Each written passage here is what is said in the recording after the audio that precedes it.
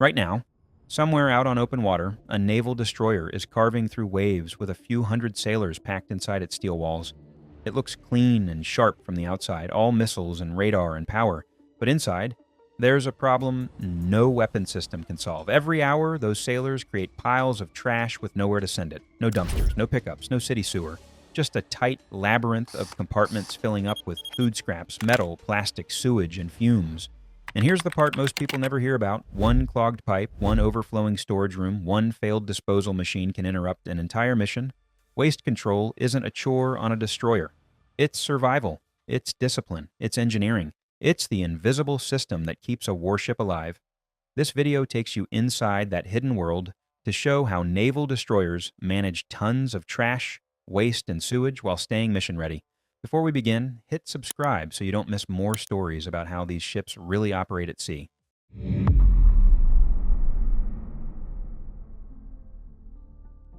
A modern destroyer is built for speed, pressure, and precision.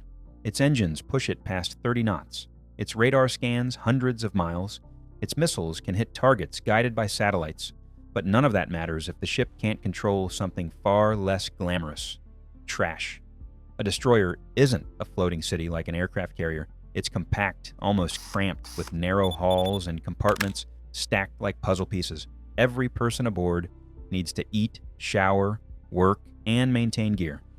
Every one of those actions creates waste. A few hundred sailors might not sound like much, but when the ship is weeks from land, the numbers climb faster than most people expect. The galley alone can produce hundreds of pounds of scraps in a day. Maintenance crews toss oily rags, metal shavings, broken parts, and packaging from replacement components. Medical spaces create controlled waste that needs its own rules. Then there's plastic.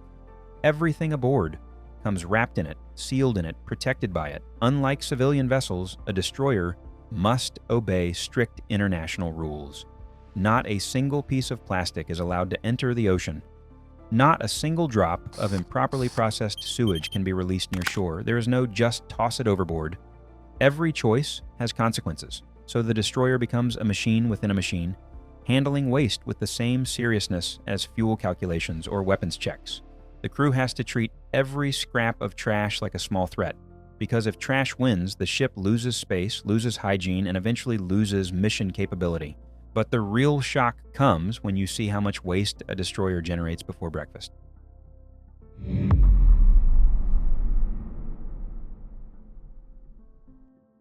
Start with this number. A typical guided missile destroyer carries around 300 sailors. Multiply their meals, their packaging, their maintenance schedules, and their daily routines. You're looking at hundreds of pounds of waste every single day trapped inside a metal shell barely longer than a football field. Food accounts for the biggest chunk. Breakfast, lunch, and dinner for the entire crew means mountains of vegetable peels, cardboard boxes, food containers, and paper goods. The galley alone can fill multiple bins before noon, and when the ship is deployed for weeks without a port visit, the food flow never stops. Next comes maintenance waste. Destroyers are high-tempo platforms. Equipment breaks. Filters get replaced. Cables get stripped. Ammo crates get unpacked. That creates a steady flow of metal pieces, wiring, oily rags, plastic caps, and debris that all need accurate sorting. One misplaced item can jam a machine later in the waste chain. Plastic grows the fastest.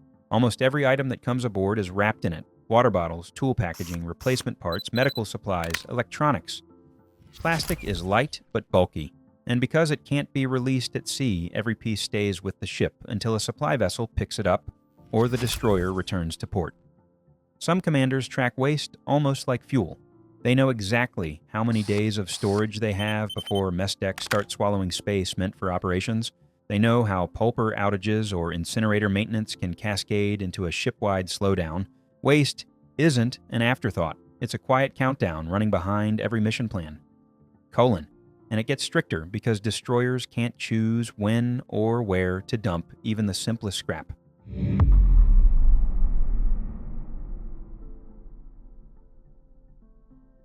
Destroyers operate under MARPOL Annex 5 and U.S. Navy environmental rules. These aren't suggestions. They're strict regulations designed to protect the ocean. If a destroyer violates them, the consequences are diplomatic, legal, and operational. Here's how the rules break down. Food waste and paper can be discharged after being shredded into tiny particles, but only when the ship is more than 3 nautical miles from land. Even then, it must go through a pulper that turns everything into a slurry small enough to blend with the sea. Combustible material like rags or certain paper products can only be incinerated, and the ash can be released at a safe distance. One mistake with ash disposal can bring inspections, fines, or environmental reports the Navy takes very seriously. Metal and glass must be shredded or crushed, then packed in weighted bags, and can only be discharged far offshore. The rules exist to ensure the debris sinks quickly and safely. Plastic is the strictest category. Nothing plastic can enter the ocean under any circumstances unless lives are at risk.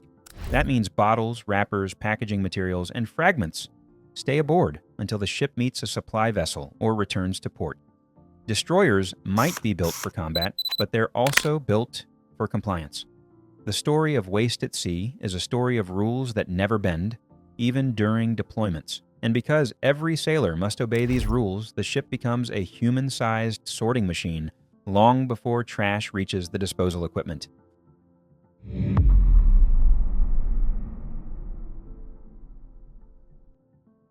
The first stage of waste control doesn't happen in a disposal room. It happens in every part of the destroyer. Every sailor is responsible for separating trash before it ever touches a machine. If people slack off, the entire waste pipeline clogs. Sorting stations appear in berthing areas, passageways, work centers, and outside the galley. Each container is marked clearly: paper, food, metal, plastic, combustibles, special waste. Sailors learn early that mixing categories isn't a small mistake. A single piece of plastic hidden inside paper waste can jam the pulper. A wet rag mixed with metal can spark during shredding. These errors waste time, create hazards, and slow down the ship. Shipboard police, usually junior sailors assigned to cleaning and maintenance watches, check for compliance daily. They collect bags, verify categories, and move each batch toward the main waste rooms deep inside the hull. This daily routine becomes muscle memory, but the stakes stay high. Poor sorting means equipment outages, and outages mean storage rooms filling too fast. Below deck, designated waste technicians take over. They inspect everything again. They remove contaminants. They prep each batch for pulping, shredding, burning, or plastic processing. Their job is dirty, hot, and constant, but it keeps the ship running. The crew rarely sees the technicians' work, but everyone feels the results. Passageways stay clear. Galley spaces stay safe. Odors stay manageable. The destroyer stays mission ready. If you're enjoying this, look inside the hidden systems that keep warships alive. Hit the like button and subscribe. It helps the channel grow and brings you more stories from behind the steel walls of the world's most powerful ships. And now the real machinery starts up, because the pulper is the first beast that eats the ship's trash.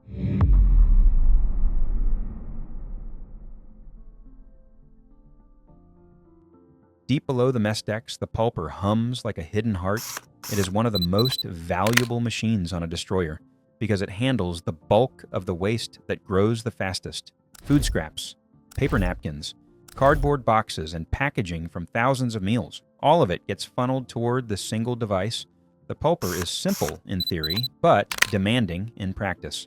Technicians feed it a steady flow of food and paper waste. Inside, a grinding plate shreds the material into pieces smaller than a fingernail.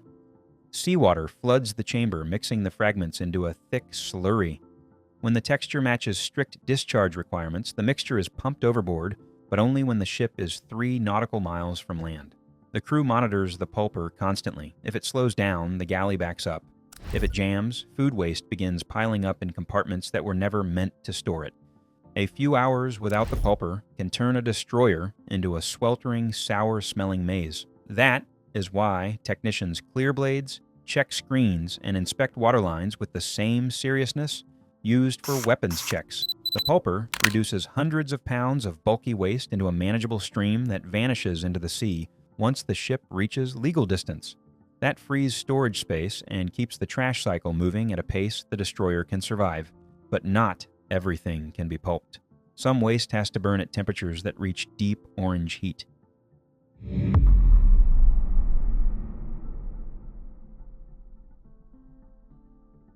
Combustible waste is the most unpredictable stream on a destroyer. It includes rags soaked with grease, paper that cannot be pulped, contaminated packing material, and certain medical items. None of this can sit for long. Some of it becomes a fire hazard if stored incorrectly. That is why destroyers rely heavily on shipboard incinerators. The incinerator looks intimidating. A steel chamber lined with refractory brick, fuel injectors, airflow controls, safety interlocks. When it is running, the chamber climbs to temperatures high enough to break down organic material completely. Everything inside is reduced to a dry ash that can be dumped at sea once the ship reaches a safe distance. Technicians operate the incinerator on a tight schedule. They load waste in small, controlled batches to prevent temperature dips or flare-ups. They track burn cycles and inspect ash for unprocessed fragments. Any mistake, even a small one, can damage the chamber or cause smoke to vent into the ship. The destroyer depends on these burn cycles. Without them, storage fills quickly. The smell spreads, work centers get tense, and during long deployments, the incinerator is often the only reason combustible waste does not overwhelm the ship. But metal and glass tell a different story. They need crushing, weight, and a precise drop into the sea.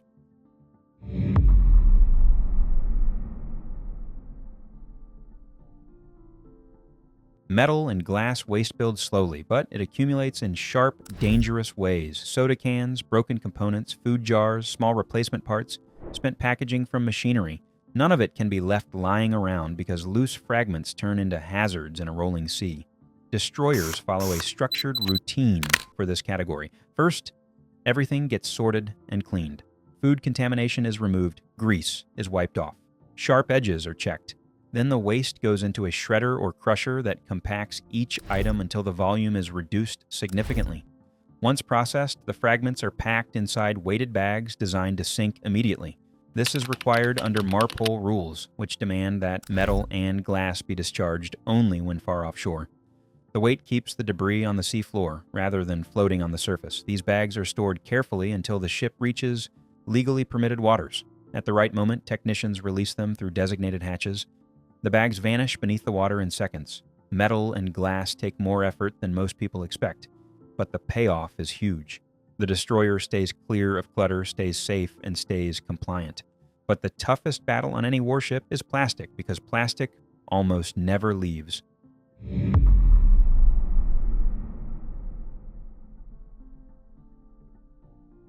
Plastic is the destroyer's most stubborn enemy.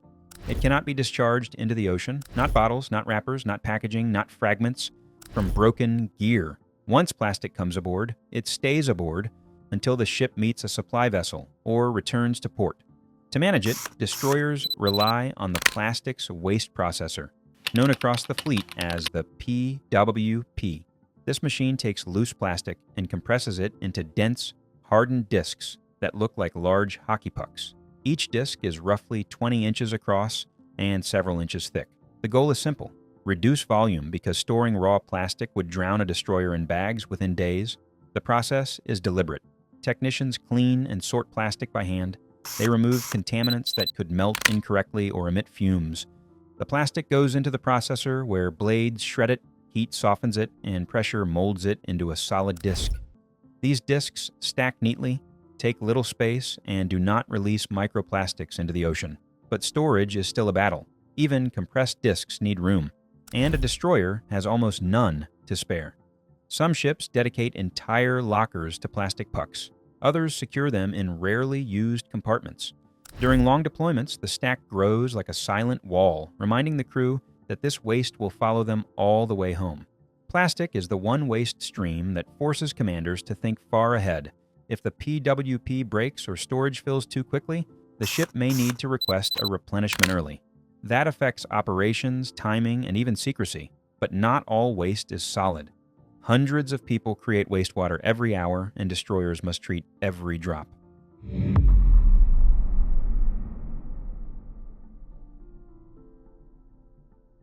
A destroyer may be small compared to a carrier, but it still functions like a compact city when it comes to water.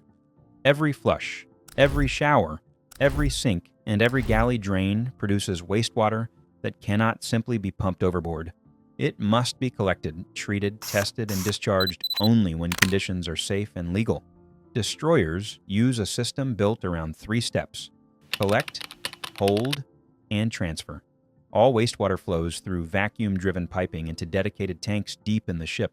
These tanks store black water from toilets and gray water from sinks, showers, laundry, and galley drains. The plumbing is intricate. Valves must be monitored. Pressure must stay stable. A single leak can force an entire section of the ship to shut down temporarily. Inside the tanks, onboard treatment systems begin breaking down waste. Modern destroyers use chemical, biological, and filtration processes that rival small municipal plants. The goal is to ensure the discharged water meets the strict environmental standards. Only when the ship is far enough offshore and only when the water is fully compliant can the crew release it. Failures are rare, but when they happen, they create chaos. A clogged line can take toilets offline for an entire division. A vacuum failure can shut down multiple heads. During long deployments, technicians work around the clock to make sure pumps stay running and tanks stay balanced. Clean water is more than convenience. It is habitability. It is healthy. It is the difference between a ship functioning smoothly and a ship struggling to stay operational. And with all this waste piling up, the destroyer still has one final challenge: how to move it off the ship without blowing its position.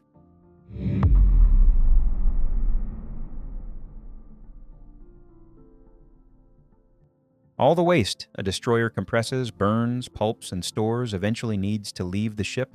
That happens during underway replenishment, when a supply vessel pulls alongside at sea. Fuel, food, and spare parts move aboard, and in return, the destroyer transfers drums of ash, bags of metal waste, and stacks of plastic discs. The timing is delicate. Request a replenishment too early, and the ship risks exposing its location. Wait too long, and storage spaces begin choking the interior. Breakdowns add even more pressure. A pulper jam, a vacuum failure, or an incinerator outage can force the crew into emergency routines to keep the ship habitable. That is why the Navy continues developing new systems, including plasma-based waste destruction units for future combatants. Every missile, radar sweep, and patrol depends on these hidden crews who manage the waste no one else sees. They keep the ship healthy, safe, and mission-ready. If you want more real stories from inside the steel world of naval operations, hit subscribe and stay tuned for the next deep dive.